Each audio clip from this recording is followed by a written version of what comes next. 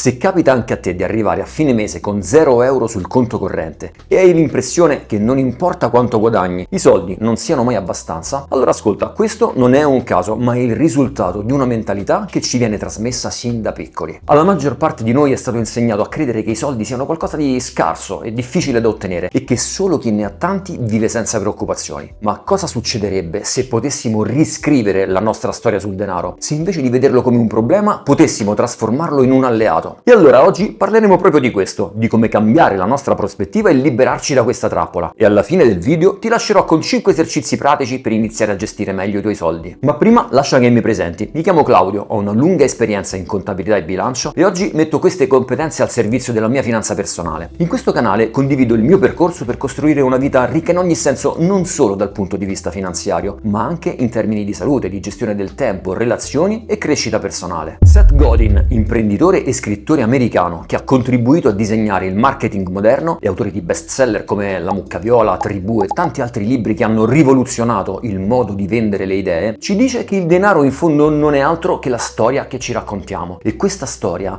parte da una convenzione sociale, ossia dal fatto che il valore che tutti noi attribuiamo al denaro è semplicemente il frutto di un accordo basato sulla fiducia. Eh sì, perché la moneta di per sé non ha valore intrinseco. Se ci pensi è solo un pezzo di carta. Anzi, oggi è diventato qualcosa di digitale, di invisibile. Non possiamo neanche più toccarli questi soldi. Sono diventati dei numeri sullo schermo del telefono. Oltre il 90% del denaro mondiale esiste ormai come cifre digitali nei computer e solo il 10% circola sotto forma di monete o banconote fisiche. Quindi il punto è che la moneta ha valore solo perché collettivamente siamo tutti quanti d'accordo nell'attribuirglielo. Secondo Yuval Harari, il denaro è la più grande finzione di successo mai creata dagli esseri umani. Se non lo conosci, Harari è un famoso storico israeliano che ha scritto libri come Sapiens, Homo Deus. È uno che riesce a spiegarti la storia dell'umanità dai cacciatori raccoglitori all'intelligenza artificiale come se fosse una chiacchierata al bar, tanto per intenderci. In pratica lui sottolinea come il denaro abbia un potere universale che ci mette d'accordo tutti quanti, ci fa superare tutte le barriere culturali, religiose, sociali, tutte. Rifletti un secondo su questa cosa. Tutti i popoli del mondo litigano su tutto, ma sono uniti nell'attribuire valore ai soldi. Insomma, anche questo ci conferma che il denaro è una storia e che ciascuno di noi si racconta la sua, che si è formata nel tempo attraverso l'educazione, quindi in famiglia, a scuola prima di tutto, e poi la botta finale ce l'hanno data la società e le esperienze personali. Ti suonano familiari frasi come il denaro è la radice di tutti i mali oppure con i soldi la libertà è assicurata? Ecco, tutti questi messaggi non è che sono neutri, ci influenzano e influenzano così profondamente il modo in cui gestiamo i soldi che addirittura determinano le nostre scelte di spesa, di risparmio e di investimento. Perché se vediamo il denaro come qualcosa di negativo, o mettiamola diversamente, come l'unico mezzo per sentirci sicuri, noi corriamo un rischio, ossia quello di prendere decisioni basate sulla paura o sull'illusione, piuttosto che sulla consapevolezza.